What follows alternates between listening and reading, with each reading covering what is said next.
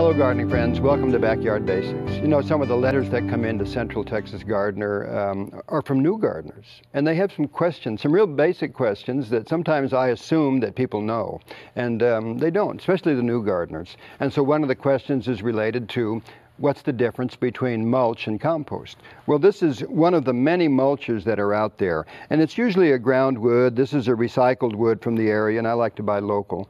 So this is a recycled wood. When they're clearing some area, maybe a development's going in, and so they'll go in there and they'll take oak wood and cedar wood as they clear, and that's what this is. It's allowed to sit for a little while and brown out nicely, and it looks really good on the ground. And it has some organic matter in there that's fine, like a compost, but not a whole lot. This is the compost right here. This is a nice finished product. I encourage you to make it at home, but you can find it commercially also. It's a real pretty product. It's nice and loose, and this is what we work into the soil. When you've got a hard, compacted soil like this one, and you're beating it with something, trying to open it up, that's not enough. When you finish loosening it a little bit, then you go in there and work in a generous amount of compost. And that means about a 3-inch layer of compost on top of it, maybe a little bit more. And so then you'll work that in. And the thing to do really is to take a garden fork. A nice garden fork is what you need to work into the soil. It's the best way to work it.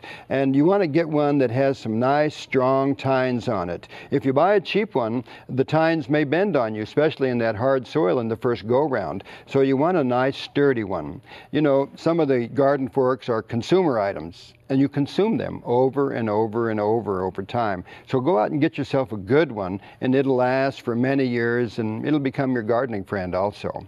So this is what we're going to use to work it into the bed. And then once we do that, we see the soil getting really nice and loose. You can just stick your hand down in the soil, and that change occurs over time. It's not the fastest thing in the garden. It's really something that takes some time, and you repeat that. You know, if you put in 3 inches of compost, whether it's the spring or the fall, in the next season you put in 1/3 of that amount. So you'll go back and add about 1 inch of compost just to maintain it.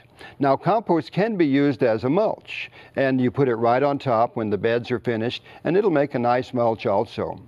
So the compost also brings in nutrients. There are some good nutrients in here, some trace minerals, some phosphorus, a little bit of nitrogen. So you are bringing in nutrients to the garden when you do this. It's not everything. You can use a good organic fertilizer out there, depends on what you're growing, but this brings in nutrients. But most importantly, it brings life to the soil. And that's what we're looking for. Some of these compacted soils are anaerobic, actually. No air is getting in there.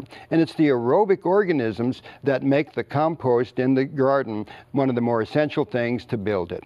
For the organic gardener, or any kind of gardener, using the compost is the key to the success in that garden. Some people will put a little bit of this in a container, a 5-gallon container, for example, down in the bottom, stir it up, let it settle down. 24 hours later, take the compost tea out of there and wet the soil with it also. You can put it with water at about the color of iced tea. You know, you blend it a little bit that way, put it in your water can, and go up and down the garden. So this is mulch, a nice way to finish off the garden, drop the soil temperature rather dramatically, keep weeds suppressed, and keep moisture in the soil. That's one of the more important things. The compost will act like a sponge and hold the moisture in the soil also, and keep it nice and friable, and you'll see that you'll know one of the secrets of the organic gardener, that compost is the most essential thing that you can add to the garden, and then you mulch on top of it. For Backyard Basics, I'm John Dromgoole. I'll see you next time.